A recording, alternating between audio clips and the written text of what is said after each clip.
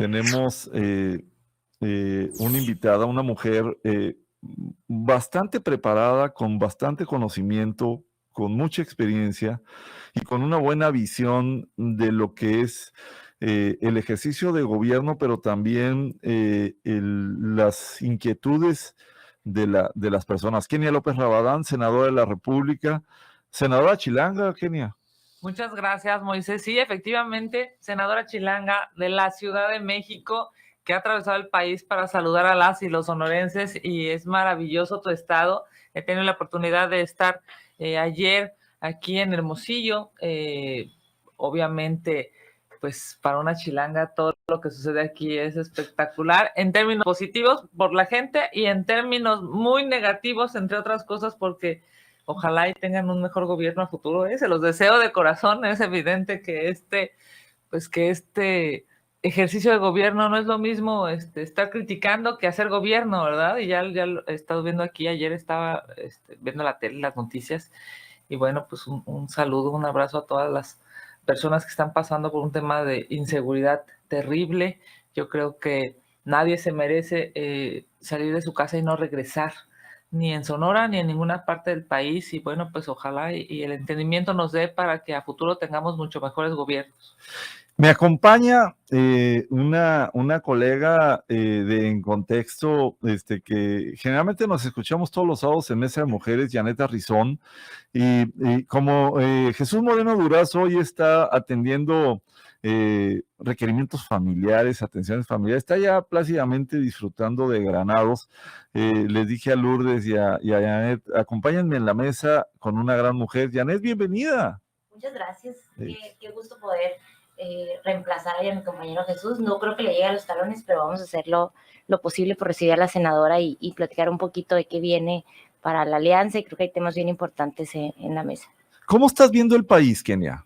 Pues mira, lamentablemente México está dando pasos como los cangrejos hacia atrás y hacia al lado. En términos económicos, pues estamos viendo la peor inflación en los últimos 20 años. En términos de salud, lo poco que teníamos lo destruyeron. Hablando en términos de infraestructura, hoy no puedes ir a un hospital, no hay medicinas, no hay doctores, no hay camas. Eso es algo terrible, porque el derecho humano a la salud debería ser uno de los derechos más protegidos por cualquier autoridad, más allá del partido político que sea, más allá incluso de la ideología que sea. Todos las personas tendríamos derecho a que cuando tengas alguna enfermedad puedas acudir a un sistema público de salud y tratar en lo posible de recuperarte. No sucede ahora en este país con este gobierno. Los derechos humanos cada vez están más violentados, está cooptada la CNDH. Nunca hubiéramos imaginado que una CNDH estuviera calladita ante la falta de vacunas, calladita ante pues la desaparición de personas, que está siendo brutal. Más de 35,000 personas han desaparecido en este gobierno. 1 de cada 3 desaparecidos desde la Guerra Sucia, 1 de cada 3 ha desaparecido en el gobierno actual. Es algo terrible, y bueno, los feminicidios lastimosamente no paran. En fin, me parece que es necesario que el presidente de la República deje de pensar en ir a marchar y mejor piense en resolver los problemas del país, que deje de pensar en andar convocando a marchas, y lo que debería convocar es a su gabinete de seguridad, pero para resolver este problema que está viendo en México, y no para tomar café todas las mañanas, porque evidentemente no hay hoy una respuesta para las y los mexicanos que, entre otras cosas, exigen seguridad. Sí, bueno, sigo lo que publica frecuentemente en sus contramañaneras, y me pareció muy importante las anotaciones que hacía sobre las agresiones del presidente hacia las mujeres, hacia las políticas mexicanas. Y es importante porque al final es un reflejo de la forma en la que ve la participación de las mujeres. Quisiera preguntarle qué opina respecto a todos estos retrocesos que existen tanto en el marco jurídico como en los presupuestos que se destinan a la atención de la violencia contra las mujeres, y de qué manera la oposición en el Senado está tratando de contrarrestar o de disminuir ese impacto negativo. Claramente el presidente de la República no tiene una visión feminista, nunca se ha considerado feminista, no ha podido hacer una estrategia para disminuir la violencia en contra de las mujeres, para fortalecerlas en sus derechos, para que las mujeres tengan la posibilidad de salir a trabajar y regresen sanas y salvas, y mucho menos ha podido hacer algo para que las mujeres puedan tener su entorno más cercano, que son sus hijos, bien cuidados. Destruyó las estancias infantiles pensando políticamente, no pensando en los bebés, no pensando en la primera infancia de los niños que estaba dejando sin cuidar. Destruyeron ya las escuelas de tiempo completo, escuelas que no solamente afectan al niño, al alumno, que de suyo es complicadísimo, sino también a los papás, a las mamás que podían ir a trabajar y sabían que sus hijos estaban cuidados de tiempo completo, mañana y tarde, para así regresar con ellos sanos y salvos a su casa. Eso, o sea, el presidente de la República, como no lo conoce, como nunca lo vivió, como nunca tuvo la posibilidad, pues, de responsabilizarse de un niño o de un adolescente para cuidarlo y para así tener que ir a trabajar con estos horarios a lo largo y ancho del país, dependiendo de qué entidad federativa hables, pero pueden ser horarios de 8, 10, 12 o 14 horas. Por ponerte un ejemplo, en la Ciudad de México, trasladarse de una alcaldía a otra o incluso al Estado de México para trabajar te puede llevar 2 o 3 horas de tu vida. De ida y de regreso son 6 horas al día.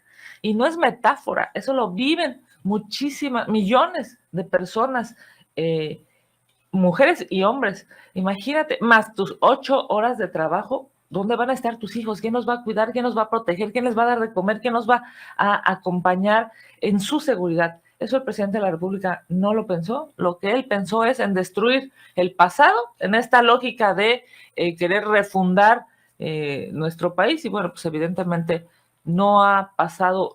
Se ve difícil que pase a la historia como un transformador, yo diría va a pasar como un destructor de instituciones.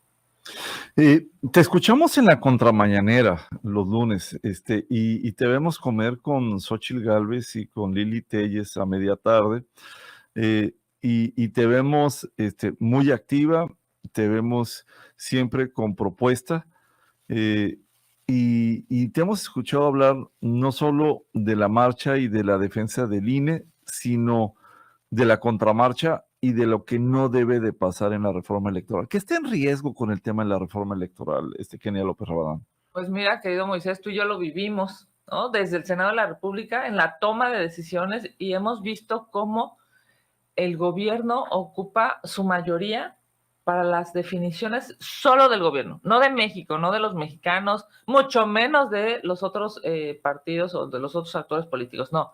Hoy el Congreso mexicano, lastimosamente, los legisladores de Morena y sus aliados solo trabajan para los caprichos del presidente. Cuando a mí me dicen es que hay que ahorrar en los partidos y hay que ahorrar en el INE, yo les digo, oigan, a ver, si esto no es un asunto de que el señor quiera ahorrar, si quisiera ahorrar, no hubiera tirado 400,000 millones de pesos en un aeropuerto que ni vuelos tiene.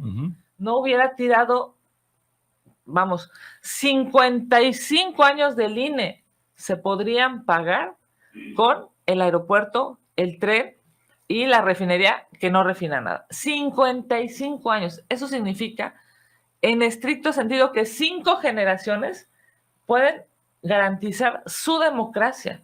Por eso no es un asunto de dinero. En estricto sentido, es un asunto de querer cooptar al árbitro electoral. Lo que quiere hacer es quedarse con el árbitro electoral porque, pues, si no gana, va a arrebatar. Y eso es terrible para cualquier democracia en Sonora y en Yucatán. O sea, es evidente que se necesita proteger al árbitro electoral en las entidades federativas. La iniciativa, ¿qué quiere? Quiere destruir al Tribunal Sonorense. Quiere destruir al Instituto Electoral Sonorense. Ese instituto que hoy le dio el triunfo a Morena y que antes le dio el triunfo al PRI y que antes le dio el triunfo al PAN. Un instituto suficientemente inteligente y bueno para contar los votos, para poder respetar la voluntad de las y los sonorenses. Eso no quiere López Obrador. López Obrador lo que quiere es quedarse con el control de todas las autoridades electorales y definir, como en el siglo pasado, quién gana y quién pierde. Sí, es una austeridad muy relativa porque al final propone mecanismos de elección para la selección que rompe con la imparcialidad y pues eso no tiene nada. Pero otro tema que a mí me parece muy relevante es que estas propuestas se hacen previo a un año electoral en el que se va a elegir al próximo o la próxima presidenta de la República.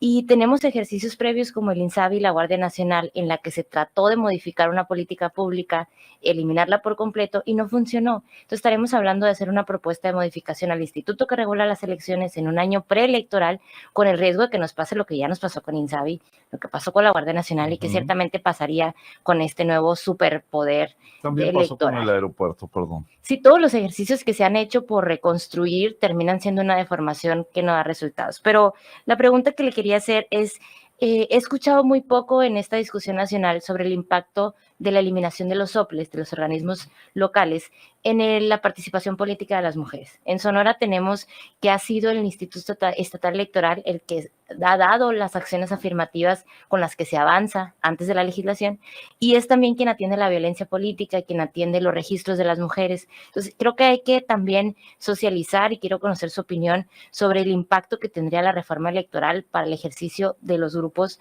desfavorecidos o en algunos casos vulnerables, como lo son las mujeres, y porque va más allá de esto que decía de no es una reforma de austeridad, es una reforma de un impacto y un calado social.